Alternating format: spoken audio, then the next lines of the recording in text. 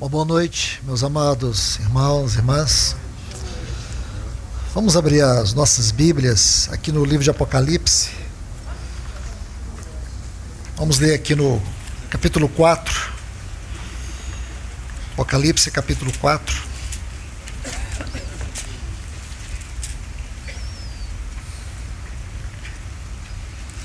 Vamos ler os versículos 1 e 2. Está assim, Apocalipse capítulo 4, versículos 1 e 2. Depois disso olhei, e eis uma porta aberta no céu. E a primeira voz que ouvi, como de trombeta falando comigo, dizendo: sobe aqui, mostrar-te-ei o que deve acontecer depois dessas coisas. Imediatamente fui arrebatado pelo Espírito, e eis, havia um trono posto no céu, e sobre o trono um sentado. Agora vamos para o capítulo 5, versículo 6.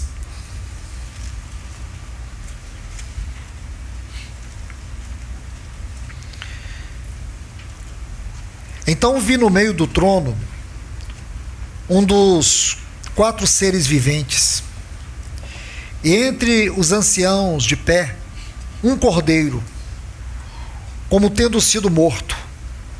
Ele tinha 7 chifres, bem como 7 olhos, que são os 7 Espíritos de Deus enviados por toda a terra.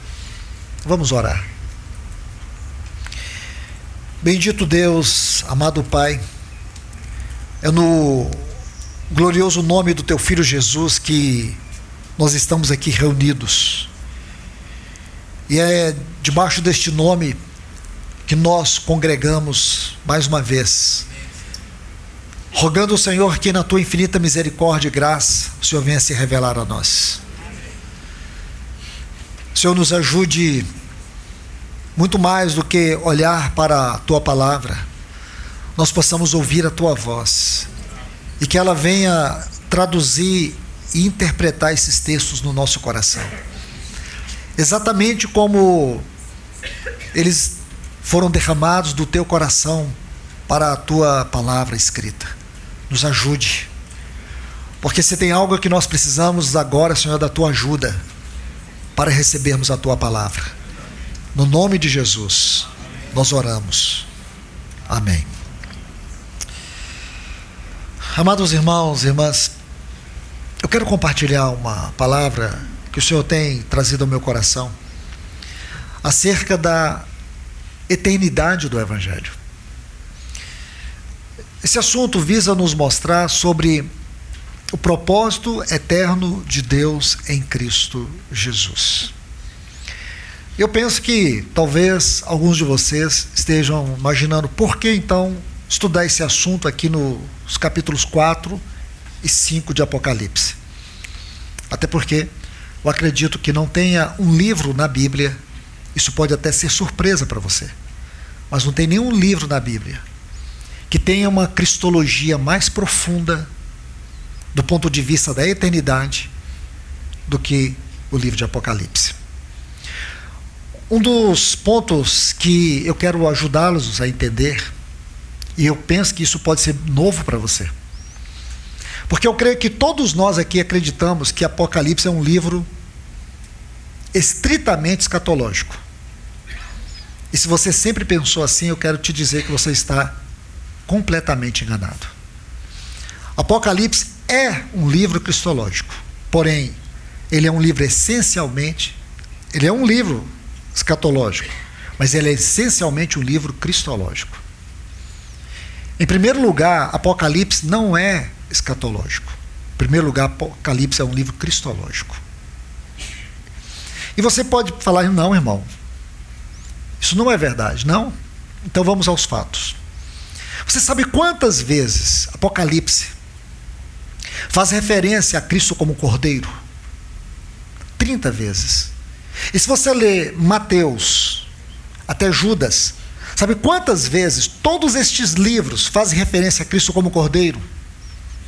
4 vezes. Apocalipse faz 30 menções a Cristo como Cordeiro. E mais do que qualquer outro título cristológico. Outro detalhe. Você sabe quantas referências, descrições cristológicas existem no livro de Apocalipse? 80. Agora eu pergunto, depois de tudo isso, você ainda tem dúvida que Apocalipse é um livro cristológico? E eu te pergunto, qual é o assunto principal de Apocalipse? Será que o assunto principal de Apocalipse é o anticristo? A besta? As trombetas? As taças? Os selos? Ou o principal assunto de Apocalipse é cristologia? Então nós não vamos estudar escatologia, nós vamos estudar cristologia em Apocalipse. Então não é ousadia da minha parte dizer para vocês que esse livro é, em primeiro lugar, cristológico e depois escatológico. Agora, há um detalhe que ele não pode ficar de lado. Por que esse livro foi escrito? Então, para sabermos por que esse livro foi escrito, nós precisamos lembrar do contexto no qual ele foi escrito. Possivelmente esse livro tenha sido escrito ali entre os anos 96, 97, 98, depois de Cristo. Domiciano era o imperador. E ele exigia o culto imperial. E todo o Império Romano tributava a ele um culto imperial. Ele era não somente considerado um imperador, ele era considerado um deus em todo o Império Romano. E por conta disso, a igreja naquele tempo foi extremamente perseguida. A igreja vivia debaixo de uma terrível perseguição. E o que ocorre é que quando o Senhor dá a João a visão do Apocalipse, aí é onde entra o exclusivismo da interpretação. A gente acha que Apocalipse ele foi dado para a igreja dos dias atuais, porque o propósito desse livro é preparar a igreja sobre os adventos do fim dos tempos. Lamentabilíssimo engano.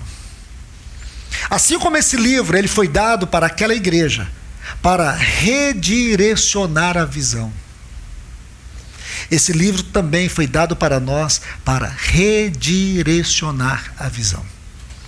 Por quê? Se nós não temos Apocalipse, o que nós temos? Nós temos notícias. Notícias que o mundo está em completo colapso. Moral, político, social, energético, climático, biológico e por aí vai, tecnológico. Nós vemos que a humanidade está em um profundo estado de desespero emocional. Hoje tem festa pelo Brasil, mundo afora. Não é verdade? Mas uma festa de um povo que não tem alegria verdadeira. Um povo vazio, que usa toda forma de perversidade para preencher um vazio existencial. Porque eles não têm respostas. Nós estamos vendo aí, se você gastar um pouco do seu tempo vendo notícias, o que você vai ver? Tragédias que produzem incertezas, inseguranças. Mas se nós não temos o livro de Apocalipse, a gente fica pensando, o que vai ser desse mundo? Não é verdade? Mas graças a Deus nós temos esse livro. E assim como ele redirecionou a visão da igreja naquele tempo, ele hoje está mostrando para nós, não é o futuro, é quem governa o futuro. Porque a visão central deste livro é Cristo. A primeira linha que abre esse livro, você sabe muito bem, revelação de Jesus Cristo. Se esse livro abre com essa frase, revelação de Jesus Cristo, o que significa que a partir daqui tudo é secundário. O que é essencial nesse livro é a sua cristologia. Esse livro, ele é formado por 8 colunas. 4 parênteses e uma apresentação cristológica. Então, o capítulo 1 é uma apresentação cristológica. Aí, depois do capítulo 1, nós temos uma apresentação cristológica. Os capítulos 10, 11, 12, 15 e 16 são parênteses escatológicos. E depois o que sobra nesse livro, nos 16 capítulos, são 8 colunas, e cada coluna é formada por 2 capítulos. Então, se você pega os capítulos 2 e 3, o que nós temos nos capítulos 2 e 3? A mensagem às 7 igrejas da Ásia. Os capítulos 4 e 5, o que nós temos? A visão do trono de Deus e a visão do Cordeiro. Os capítulos 6 e 7. No capítulo 6 nós temos os 7 selos, que vai terminar no capítulo 7 e depois com a visão dos redimidos. E lembra que o capítulo 6 termina com a pergunta assim, sobre a ira do Cordeiro. Os poderosos, os grandes desse mundo vão dizer aos montes: caí sobre nós, livrai-nos da ira de Deus e do Cordeiro. Quem permanecerá de pé? Quem vai poder subsistir? E o capítulo 7 é escrito para dar essa resposta, que tem aquela visão daqueles 144 mil. Então aqui nós temos uma outra coluna. Aí depois nós temos os capítulos 8 e 9. Os capítulos 8 e 9, eles vão falar das 7 trombetas. Aí vem os parênteses. Os capítulos 10, 11 e 12. Aí os capítulos 13 e 14. O capítulo 13 é uma visão dos seguidores da besta. O capítulo 14, uma visão dos seguidores do Cordeiro. Eu estou resumindo.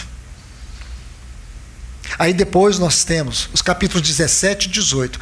Capítulo 17, nós temos a visão da Babilônia religiosa. Capítulo 18, a Babilônia comercial, que é a degradação do cristianismo, que se tornou uma religião comercial, onde o comércio e a religião se fundem numa prostituição espiritual. Esses 2 capítulos. O capítulo 19, uma visão do governo de Cristo. Capítulo 20, uma visão do reino de Cristo. Capítulo 21, a cidade, a Nova Jerusalém, o santuário. Capítulo 22, Nova Jerusalém, o trono de Deus. Pronto, 8 colunas. Qual é a dificuldade de escatologia que nós temos? É muito mais difícil a escatologia de Mateus 24 e 25 do que de Apocalipse. Agora, qual é o segredo de Apocalipse? Cristo. Então é sobre isso que nós vamos estudar. É sobre isso que eu quero mostrar para vocês que o Evangelho é uma linguagem celestial e eterna. O Evangelho não é só as boas novas de salvação. É que nessas boas novas de salvação existem muitos capítulos que o Senhor deseja mostrar para nós acerca do seu Filho. E amados irmãos e irmãs, eu quero mostrar algo para vocês no sentido do encorajamento para o tempo que nós estamos vivendo, para nos ajudar a nos acostumarmos com uma linguagem celestial, para que nós sejamos ajudados a sair dessas periferias que são como que amarras, que nos prende na ignorância, e assim nos impede de viver uma vida cristã profunda, e nós preferimos, por causa do conforto e da comodidade, vivermos numa rasura, onde você não tem aprofundamento. Então, o sentido aqui é mostrar as questões eternas que estão contidas na linguagem do livro de Apocalipse. Aqui, se você olha, no capítulo 4, capítulo 5, nós vamos ver que há uma linguagem aqui, há uma revelação aqui.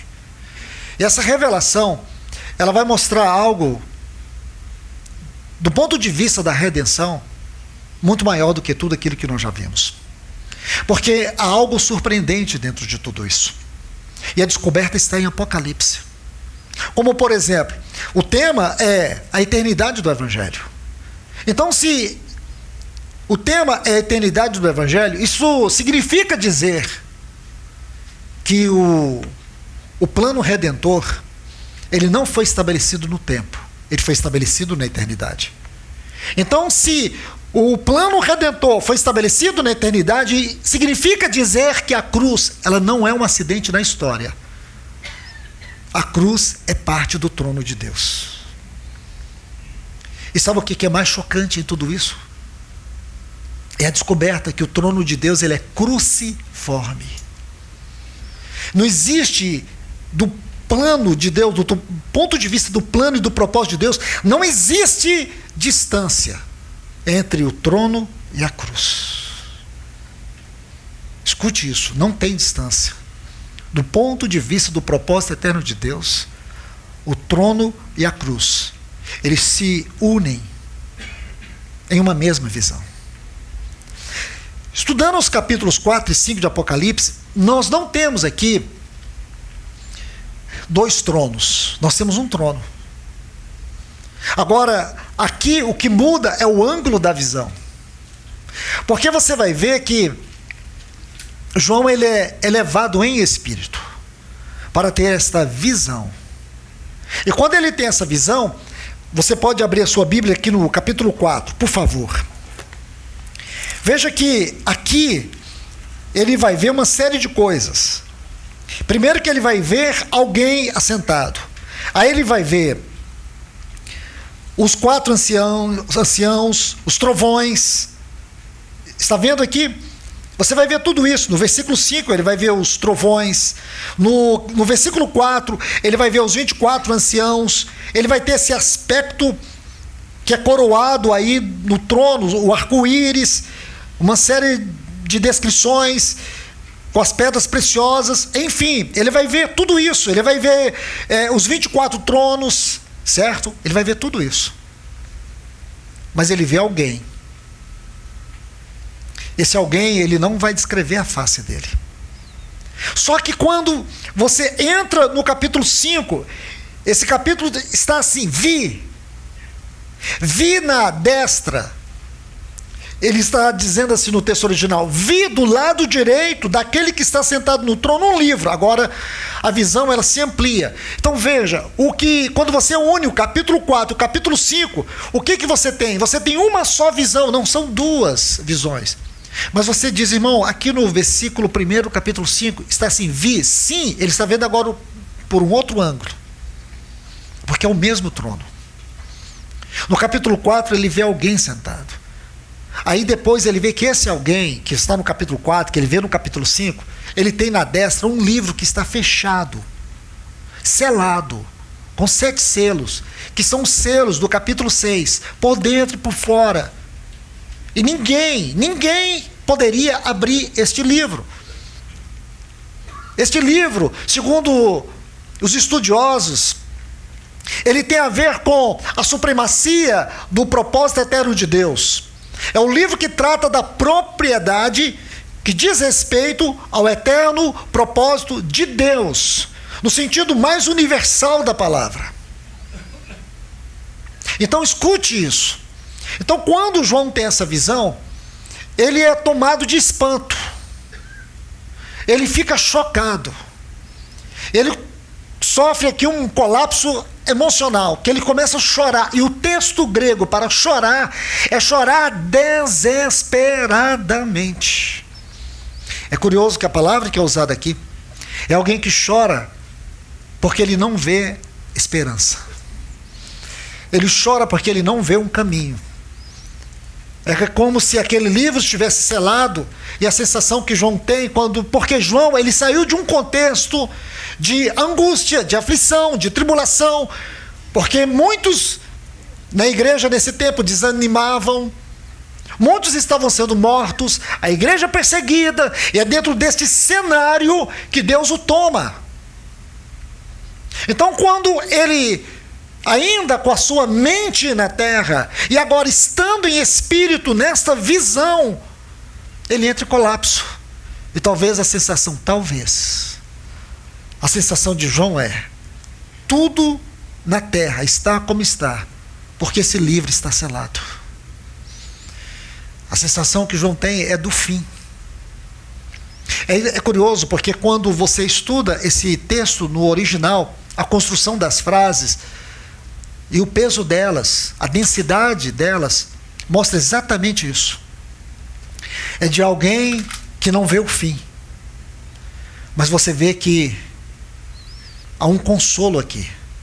Quando aquele ancião diz, não chores, não chores. Olha o que ele diz aqui.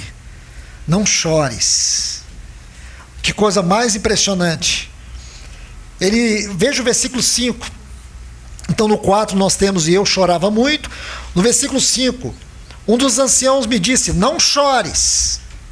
Eis aqui o leão da tribo de Judá, a raiz de Davi, venceu para abrir o livro, para romper os seus 7 selos. E agora, quando João olha, ele vê naquele mesmo lugar onde havia alguém sentado, ele vê um cordeiro de pé. Ah, irmãos, essa visão é impressionante. E ele diz assim, vi um cordeiro de pé. Aí tem essa frase, como se tivesse sido morto. Essa frase, no texto original está assim, recentemente morto. Um cordeiro que recentemente esteve morto. Irmãos, uma coisa linda que tem no trono é que o trono guarda a memória da cruz. Porque o trono e a cruz não se separam nunca. A cruz não foi um meio que Deus usou para resolver um problema que foi criado lá no Éden. De forma alguma. A maior revelação do trono não está no Gólgota. A maior revelação do trono está a maior revelação da cruz não está no Gólgota. A maior revelação da cruz está no trono. E o grande problema nosso é que a gente desconectou do trono de Deus. O que nós conhecemos muito sobre o trono de Deus é na base da retórica. E hoje o Espírito Santo, ele quer abrir os céus para nós através da sua palavra e nos mostrar exatamente o que é o trono de Deus. Porque nós não devemos nos preocupar com o fim. Nós devemos saber que aquele que governa o fim é aquele que está no trono por toda a eternidade. Por isso que ele é o alfa e ele é o ômega. Ele é o alfa, ele é o ômega. Porque tudo começa nele e tudo termina por ele. Ele tem o controle do tempo, da história e da eternidade. Então, amados, veja isso. Agora João tem essa visão. Essa visão que muda tudo para ele. E aqui eu quero colocar alguns pontos para a nossa meditação. Gostaria que você pudesse observar algo aqui. Porque o livro de Apocalipse, ele vai nos mostrar uma revelação completa de Cristo. Essa revelação vai nos mostrar que o conteúdo deste livro é Cristo. O autor é Cristo. E o intérprete de Apocalipse é Cristo. Cristo é o alfa e o ômega, não só do tempo e da eternidade, mas o Senhor quer nos mostrar pelo seu Espírito exatamente isso. Porque nós não podemos ser uma igreja ansiosa. Nós não podemos ser um povo constituído de remidos ansiosos, como se não tivéssemos esperança. Porque, irmãos, o choro de João representa, de algum modo, a angústia de todos nós. A insegurança daqueles que não podem ver.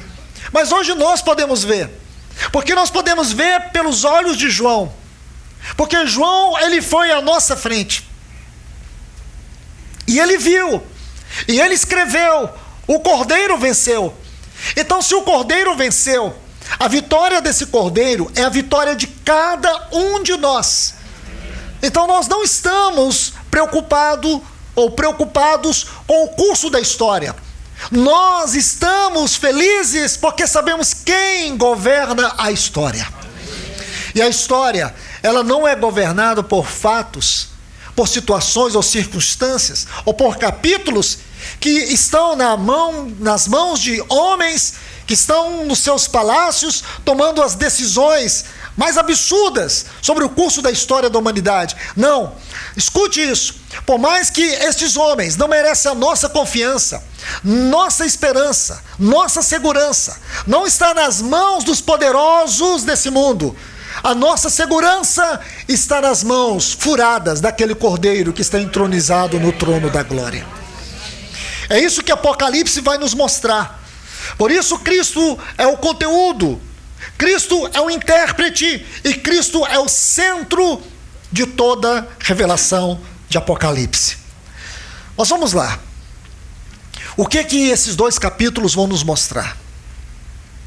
Esses 2 capítulos vão nos mostrar que antes que houvesse o tempo, havia o trono. E antes que houvesse a cruz, esse ponto é muito importante. Antes que houvesse a cruz do Gólgota, havia um cordeiro no trono.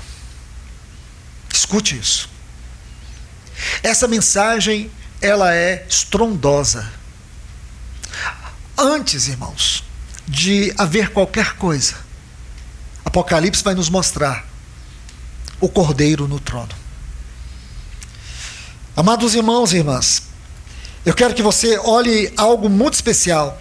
Abra sua Bíblia em Hebreus capítulo 1, versículo 8. O homem caído não precede a graça. Antes do homem cair, já havia graça. Então escute. Apocalipse 4 e 5 são 2 capítulos que vão nos transportar além do tempo. Guarde isso no seu coração. Os capítulos 4 e 5 de Apocalipse, eles nos transportam para além do tempo. Isso é muito importante para a igreja hoje. Porque o Senhor quer nos tirar da visão periférica.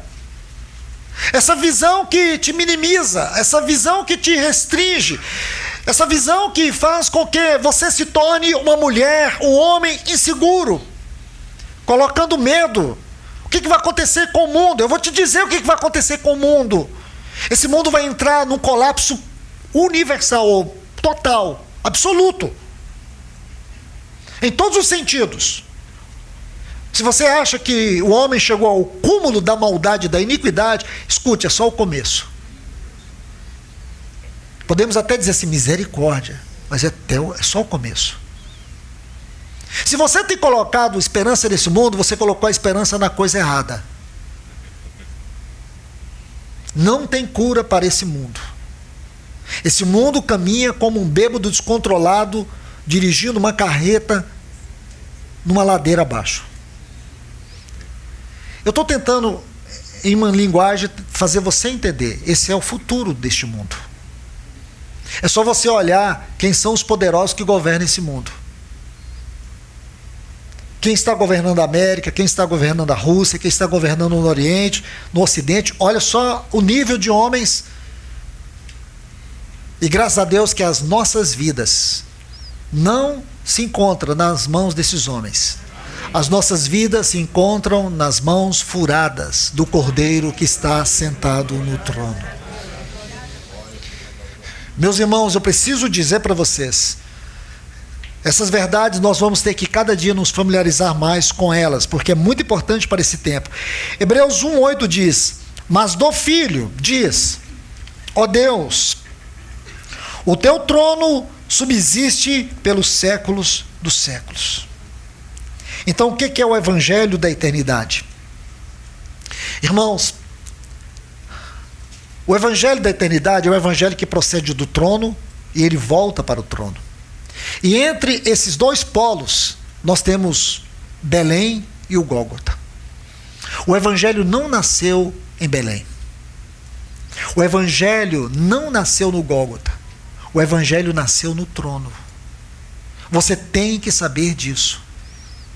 Aqui há algo que eu preciso mostrar para vocês. Por favor, abra sua Bíblia agora, num outro texto, que está aqui em Apocalipse capítulo 19, o versículo 10. O que nós precisamos saber que o Deus Criador, ele é em primeiro lugar o Deus Redentor. E aqui em Apocalipse capítulo 19, versículo 10, você vai ver que toda a narrativa de Apocalipse está organizada em torno da pessoa. Escute bem, toda a narrativa do livro de Apocalipse está organizada em torno da pessoa, da obra e da glória de Cristo Jesus. Guarde isso. Todo o Apocalipse, toda a narrativa de Apocalipse gira em torno da pessoa, da obra e da glória de Cristo Jesus. Então aqui vamos dar mais um passo. Está assim, Apocalipse 19:10. Prostrei-me ante a seus pés para adorá-lo. Ele, porém, me disse: vê, não faças isso. Sou conservo teu e dos teus irmãos que mantêm o testemunho de Jesus. Adora a Deus. Agora, olha essa frase. Pois o testemunho de Jesus é o espírito da profecia. Essa frase. A gente vai se debruçar um pouco sobre ela. O testemunho de Jesus é o espírito da profecia. Há 3 pontos que eu quero que você observe. Olhe primeiro aí. Primeiro, o testemunho de. Essa pequenininha palavra aí no meio da frase. O testemunho de Jesus. Essa primeira palavrinha aí, de, ela aponta para algo muito especial. Toda verdadeira profecia aponta para Cristo. Para quem é Cristo?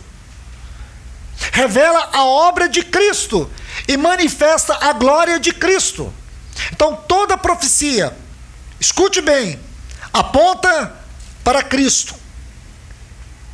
Revela a obra de Cristo e manifesta a glória de Cristo. O testemunho de Jesus. Agora, há um outro ponto. É o testemunho dado por Jesus. Esse é um outro ponto. Sabe o que ele está dizendo? Jesus. Jesus é a fonte de toda revelação. Nós nos preocupamos muito em saber quem é o anticristo, quanto tempo é o milênio, se é 1000 anos, se é figurativo. O que são aquelas bestas horríveis, aqueles gafanhotos horríveis do capítulo 9? As 2 bestas, o falso profeta, o anticristo. Essas coisas a gente perde tanto tempo com isso. Irmãos, essas coisas não são essenciais. Cristo é essencial. Ele não é apenas o tema da profecia, ele é o autor e o intérprete dela. É isso que você tem que ver, o testemunho de Jesus. Olha esse texto, é o conteúdo, é o foco de toda a revelação. Vamos para mais um outro ponto aqui. Ele diz, o espírito da profecia. Olhe bem essa palavra aí, espírito. A palavra espírito aqui fala do princípio vital. O princípio vital, a essência, o coração da profecia é o testemunho de Jesus. É a sua pessoa, é a sua obra, é a sua glória. Porque no final de tudo, escute o que eu vou te falar. No final de tudo, os 7 selos, as 7 trombetas, as 7 taças, as 2 bestas, tudo que você vai ver no livro de Apocalipse, no final, tudo isso, quando tudo passar, Cristo será glorificado eternamente sobre todas as coisas. E é isso que importa. É isso que importa. Por isso a profecia aqui não é uma previsão cronológica. Profecia em Apocalipse é uma previsão cristológica. Nós estamos aqui, irmãos, sendo encorajados a ver esse livro de uma outra forma. Há algo que ainda quero compartilhar com vocês. Voltando para o capítulo 4. Então nós vimos, Hebreus 1:8, o trono de Cristo é um trono eterno. E aqui nesse trono, no capítulo 4, capítulo 5, nós não sabemos pela descrição quem está ali, mas nós sabemos pela revelação quem está ali. Esse alguém não é dito. Mas nós sabemos depois por revelação que é o próprio Deus que está no trono. Aqui no capítulo 4, nós temos uma glória velada. Uma glória velada. Mas no capítulo 5, nós temos uma glória revelada. No capítulo 4, esta glória não tem rosto. No capítulo 5, a glória tem um rosto. A glória tem uma face. Na sequência dos estudos aqui, nós vamos entrar muito sobre isso. Sobre a glória velada e a glória revelada. Não somente no sentido do entendimento, mas da experiência. Então aqui, nós vamos perceber que no capítulo 4, é como se nós estivéssemos olhando o propósito de Deus na sua origem. No capítulo 5, o propósito de Deus na sua execução.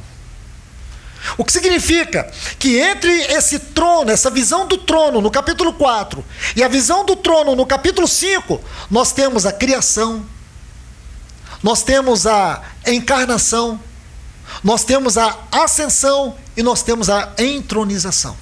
Entre esses dois capítulos. Porque aqui nós temos o plano de Deus, o propósito de Deus na sua origem. Mas no capítulo 5, nós temos o propósito de Deus na sua consumação. E há algo que eu quero te mostrar aqui, por favor. Vá comigo aqui em Apocalipse capítulo 13, versículo 8.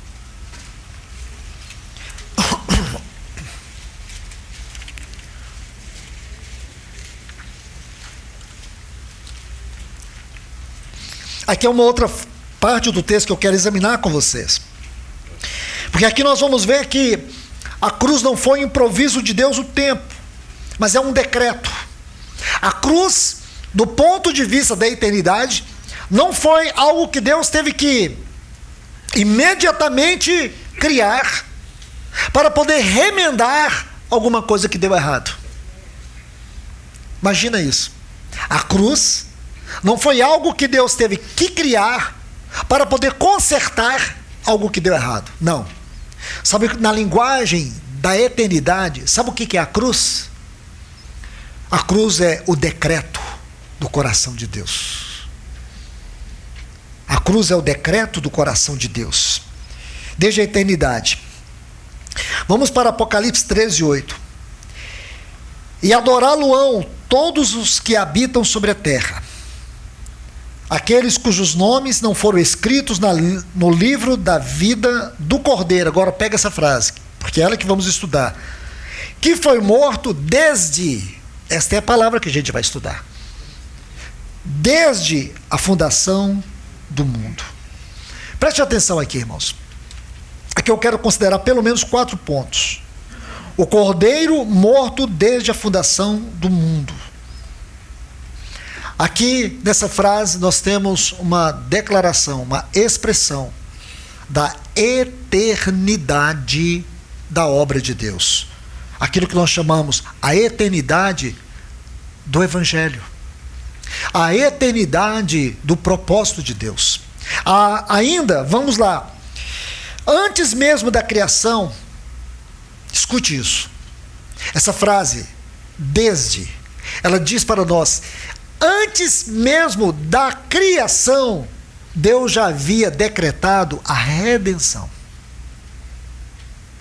Eu preciso que vocês compreendam esses pontos, porque amanhã e depois nós vamos precisar deles. E se você não entender agora, você não vai entender depois. Você vai ficar tentando ligar as pontas e vai ficar tudo solto na sua cabeça. Aí depois você vai dizer assim: nossa, o irmão Luiz foi lá aqui em Londrina, pregou uma coisa que eu não entendi nada. Vocês têm que entender. Antes da criação, Deus já havia decretado a redenção. A cruz, ela é antes da queda. A questão é que a única cruz que nós conhecemos é aquela do Gólgota. A partir de hoje, você tem que ficar sabendo, o trono de Deus, ele é cruciforme. Aqui eu quero mostrar algo para vocês. Terceiro ponto. A morte de Cristo não foi um plano de emergência. E eu preciso mostrar pelo menos 2 textos. A morte de Cristo não foi um plano de emergência. A morte de Cristo é o centro da vontade de Deus. Deixa eu ler 2 textos com vocês. O primeiro está aqui, na primeira epístola de Pedro, capítulo 1, os versículos 19 e 20.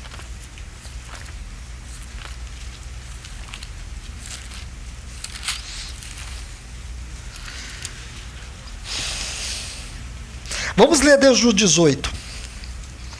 Sabendo que fostes resgatados das vossas práticas vãs, que por tradição, 1 Pedro capítulo 1, versículos 18 a seguir, que por tradição recebeste de vossos pais, não por coisas corruptíveis, como ouro ou prata, mas pelo sangue precioso de Cristo, como de um cordeiro, sem defeito e imaculado, conhecido, na verdade, antes da fundação do mundo.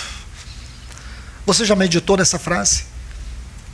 O sangue de um cordeiro que foi imolado, também conhecido antes. Antes.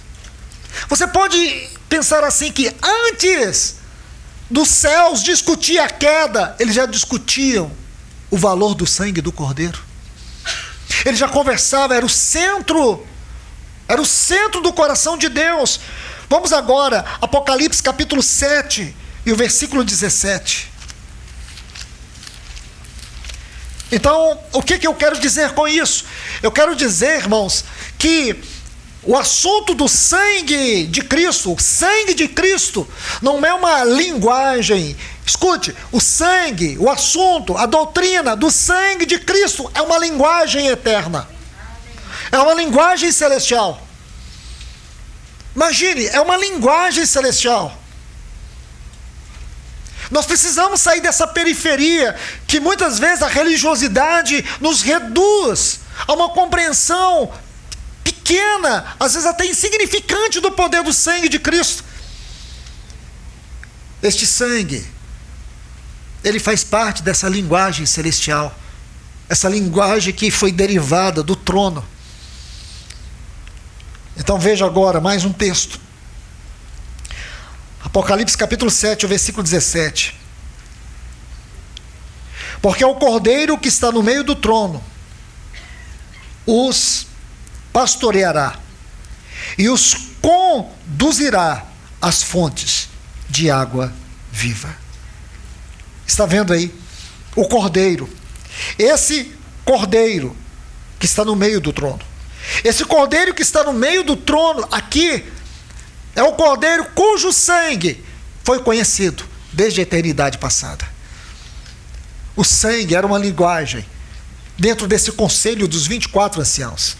Eu sei que muitos irmãos aqui acreditam que esses 24 anciãos são os 12 patriarcas do Velho Testamento e os 12 apóstolos do Novo Testamento. Eu não sei em qual Bíblia vocês leram isso, porque não existe isso na Bíblia.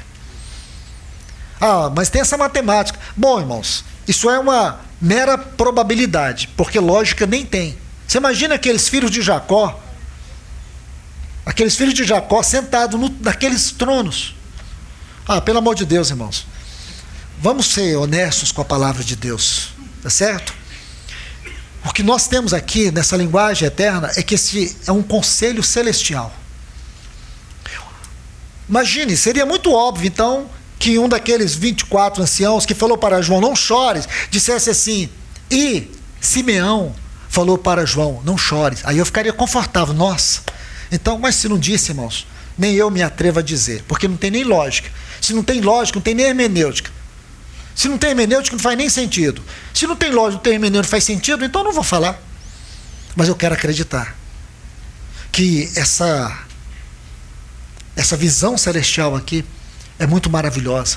Existem 4 seres viventes de grandeza, de altura, de largura e de profundidade que estão revelados aqui no livro de Apocalipse. Especialmente nos capítulos 4 e 5. Nós vemos esses 4 seres viventes. As descrições deles são descrições numa linguagem figurativa, para falar de riqueza, de beleza, de profundidade, de glória. Aí depois nós vemos um outro cenário, que são esses 24 anciãos. Então não são seres quaisquer. Deus criou tronos. Nós acabamos de cantar. Esse hino que tem uma parte tirada de Colossenses. Deus criou tronos, Deus criou soberanias, Deus criou esses reis, ou esses regentes, ou corregentes que estão na sua glória. Então, muito cuidado com essas interpretações sem pé e sem cabeça. Agora, seja mais sóbrio na sua maneira de ler. Eu só consigo ir até aqui. É o que me dá lógica para ver as coisas. Agora, o que eu quero dizer para vocês? Esta é uma aparição do trono. E aqui nós estamos vendo algo muito especial. Vamos voltar para o texto, porque é uma densidade de coisas, de pontos dentro desse capítulo, que eu espero que o Senhor me dê graça para compartilhar com vocês e ajude vocês a ver a beleza de tudo isso. Então vamos para o quarto ponto, dentro dessa frase: Cordeiro que foi morto desde a fundação do mundo. Amados irmãos, o quarto ponto aqui. Na mente eterna de Deus, a cruz precede todo o cosmo, precede toda a criação. Agora, é importante você saber que a redenção é o fundamento de toda a criação. Toda a criação, ela tem como propósito a redenção. Paulo coloca uma nota muito importante em Efésios, capítulo 1, versículo 10. Ele diz assim: de convergir nele, na dispensação da plenitude dos tempos, todas as coisas, tanto as dos céus como as da terra. E me lembra muito bem de um comentário do irmão Theophilus Sparks sobre esse texto, quando ele diz assim: se não houvesse a obra redentora de Cristo na cruz, o mundo todo, o cosmos todo, já teria desintegrado. Mas graças a Deus, a cruz, ela reintegra todas as coisas. E por causa da obra da redenção, um dia Deus vai criar novos céus e nova terra. Novos céus e nova terra. Um dia Deus vai reunir todas as coisas, e Ele vai colocar todas as coisas debaixo dos pés do cabeça exaltado. Então eu digo para você, a redenção é o fundamento de toda a criação. Porque primeiro Deus planejou redenção e depois Ele planejou a criação. Este é um assunto que nós passaremos toda a eternidade estudando. Deus planejou a redenção de Deus, a obra do Calvário, esse Cordeiro cujo sangue já era conhecido antes da criação, é muito superior a tudo que nós conhecemos. Por isso essa linguagem celestial, ela precisa tomar a nossa mente, formar o nosso pensamento, porque isso traz encorajamento, isso fortalece a fé, isso nos faz crescer, amadurecer. Você sai de uma periferia, onde tudo parece que é mínimo espiritualmente falando. Você começa a desenvolver no seu espírito uma linguagem celestial. Você começa a perceber que antes de você chegar no céu, o céu chega até você. Você começa a se familiarizar com essa linguagem, com essa perspectiva, com esse cenário, com essa atmosfera. Aí você percebe que o céu começa a se abrir de tal forma. E a igreja precisa entender isso. Porque a igreja, ela não pode ser moldada por nada que não seja celestial. Porque a igreja, ela é uma entidade celestial. No capítulo 5, nós vamos ver os cânticos. Esses cânticos de adoração. Os cânticos ao Cordeiro. Então quando João vê aquele que está sentado no trono, que traz as marcas, isso para nós é uma pedagogia infinita de Cristo. É uma pedagogia cristológica.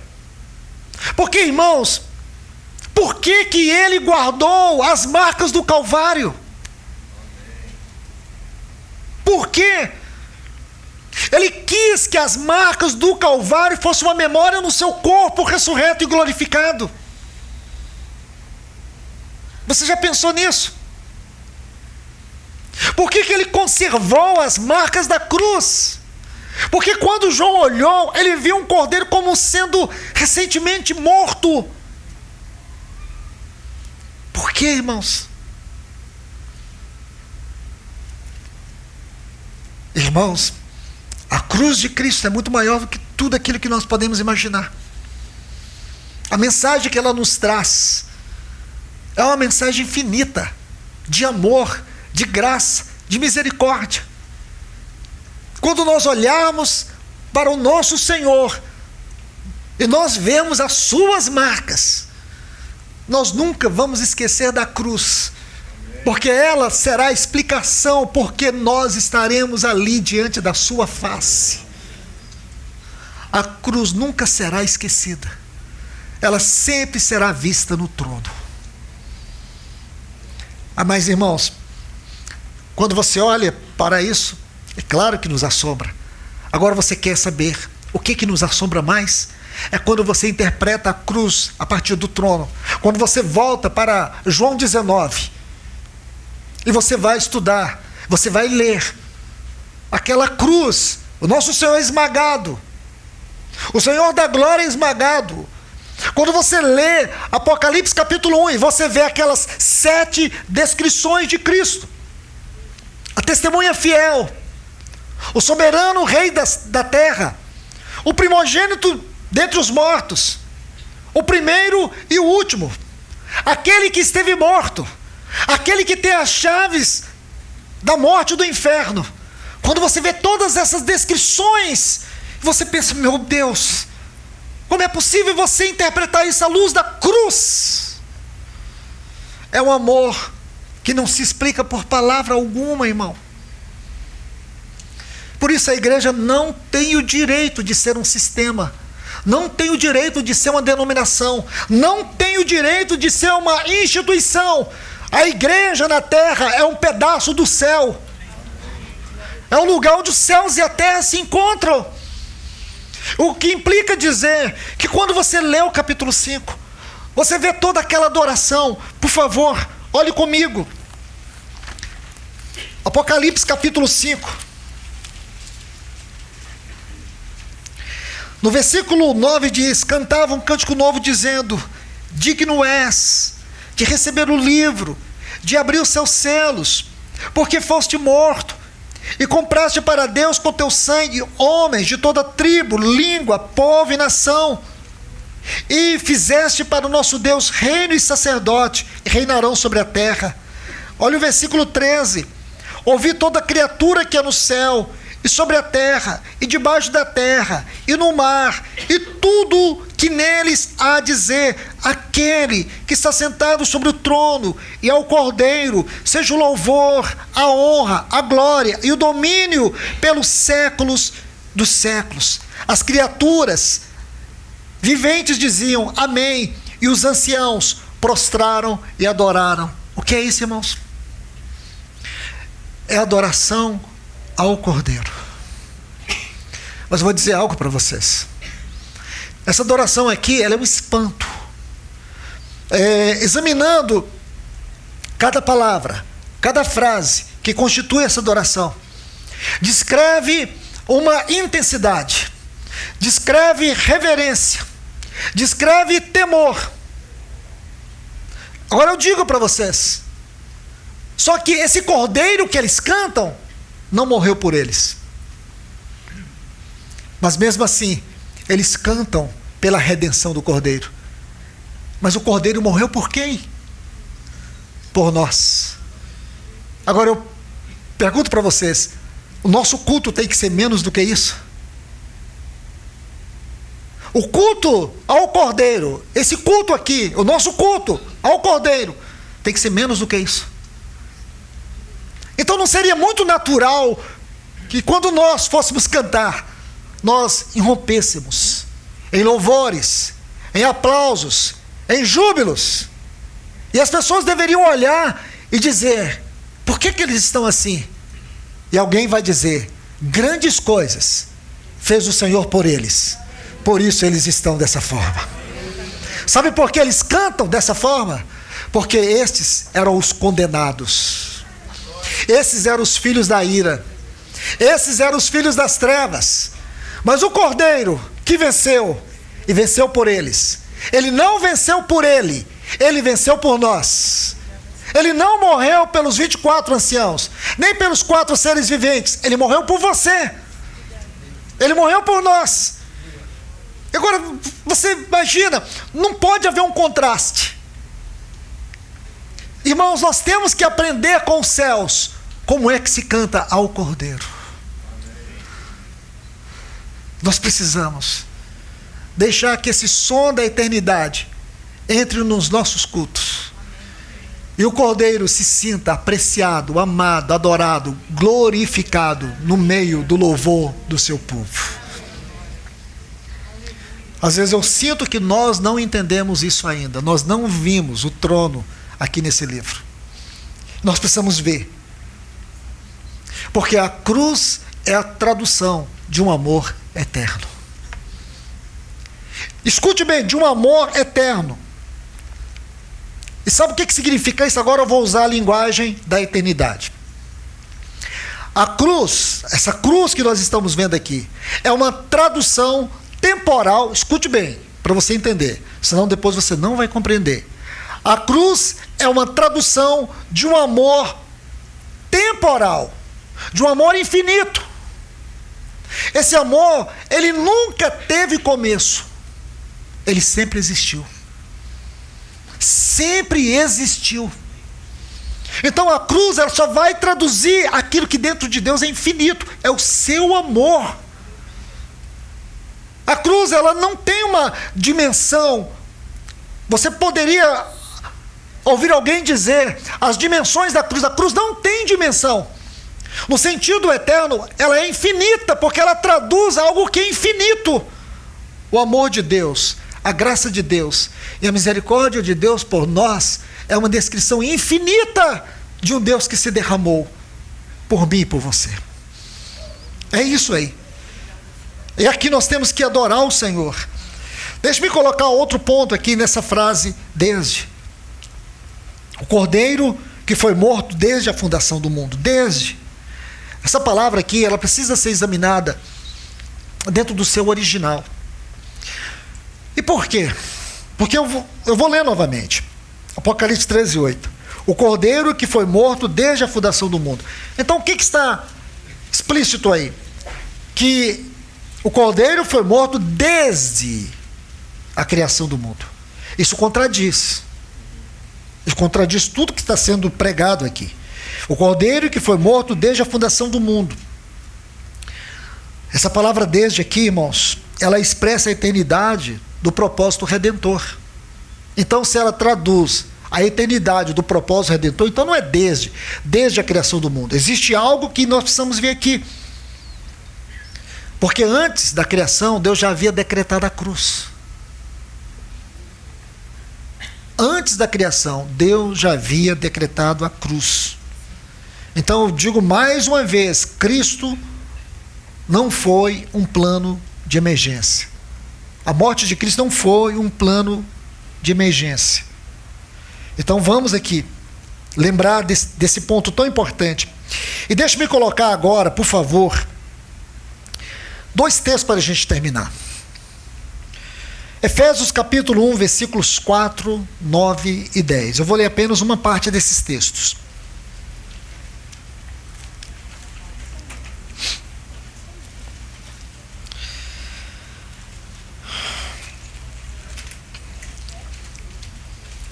Efésios capítulo 1, versículos 4, 9 e 10. Vou ler apenas uma parte dos textos. Assim como nos escolheu nele antes, olha que frase, antes da criação do mundo. Versículo 9. Só quero extrair desse texto essa frase. Fazendo-nos conhecer o mistério da sua vontade. E o versículo 10 que eu já citei aqui, de tornar a congregar em Cristo todas as coisas, tanto as que estão nos céus, como as que estão na terra. Então vamos olhar 4 pontos aqui para a gente já chegar à conclusão dessa palavra. Primeiro ponto aqui, Paulo vai mostrar para nós, está claro aqui, que o Evangelho é antes da criação. Ele nos escolheu, ele estabeleceu um plano em si mesmo, para a sua glória, antes da criação do mundo. Segundo, a eleição, a graça e o plano da redenção foram determinados por Deus em Cristo antes da fundação do mundo. Terceiro ponto, toda a história, da criação à consumação, é uma revelação progressiva do supremo propósito de Deus em Cristo. E por último, Cristo é o centro do propósito eterno de Deus. Ele é o eixo que sustenta a história e a eternidade. É em Cristo. É isso que você vai extrair desses textos. Efésios capítulo 1, versículos 4, 9 e 10. Agora vamos para o último texto, 2 Timóteo, o capítulo 1, o versículo 9 e 10.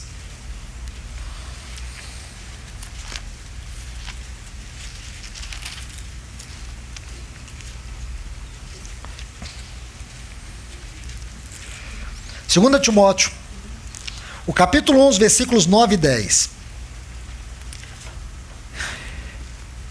Que nos salvou e nos chamou com santa vocação. Seguindo mais à frente, diz: segundo o seu propósito e graça que nos foi dado em Cristo Jesus antes dos tempos eternos, e que agora se manifestou pela aparição do nosso Salvador. Aqui eu quero colocar 2 pontos e assim nós terminamos por hoje. Primeiro, Paulo vai nos falar de uma graça pré-temporal. Uma graça antes do tempo. Uma graça que estava guardada em Cristo antes do tempo. Dada antes dos tempos eternos, que foi manifestada por meio da encarnação. Por meio da encarnação. Por meio da crucificação. Por meio da morte. Por meio da ressurreição. Por meio da ascensão e por meio da entronização de Cristo Jesus.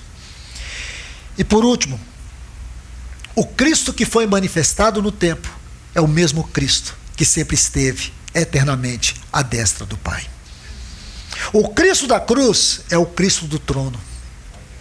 O Cristo Salvador é o Cristo Redentor.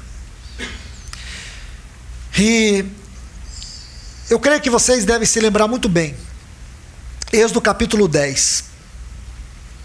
Êxodo capítulo 10, quando Deus manda Moisés falar para o povo separar o cordeiro. O cordeiro, ele era separado antes. Ele era examinado antes. Ele tinha que ser um cordeiro de 1 ano, sem mácula e sem defeito. Então o cordeiro, ele era separado antes. Ele era escolhido antes. Ele era separado antes. E só depois ele seria imolado. Da mesma forma, isso aponta para Cristo. Ele foi escolhido desde a eternidade. Irmãos, isso é tão lindo. Porque quando você pensa nessa graça, nesse amor, fora do tempo, você enxerga uma salvação muito maior, muito mais grande, muito mais profunda, muito mais gloriosa, do que essa salvação que nos foi apresentada pela religião. Uma salvação que tem a ver com o centro da vontade de Deus. E é isso que Apocalipse vai nos mostrar. É sobre este assunto que a gente vai prosseguir a partir daqui, vendo mais a profundidade do propósito eterno de Deus em Cristo Jesus. Que Deus os abençoe. Vamos orar. Bendito Deus e Pai, Senhor, nós te agradecemos pela tua santa, rica e poderosa palavra. Senhor, vem nos ajudar. Só o Senhor, pelo teu Espírito, pode nos ajudar a compreender essa maravilhosa visão que compreende esses 2 capítulos. Nos ajude, Senhor. Aprofunde esta revelação na nossa mente, no nosso coração. Nos tire desta periferia Nos leve, Senhor, a um plano mais alto. Revela-nos mais do Teu Filho. Revela-nos mais da beleza, da grandiosidade da Sua pessoa, da Sua obra e da Sua glória. Abra os nossos olhos, Senhor. Nós queremos ver Teu Filho de uma maneira mais profunda. Nós queremos experimentá-lo nesta visão. Essa visão não é só uma contemplação religiosa. Essa visão é uma experiência profunda, e é essa experiência que nós precisamos ganhar nesta noite. Só o Teu Espírito para nos ajudar. Por isso nós oramos, em nome de Jesus. Amém.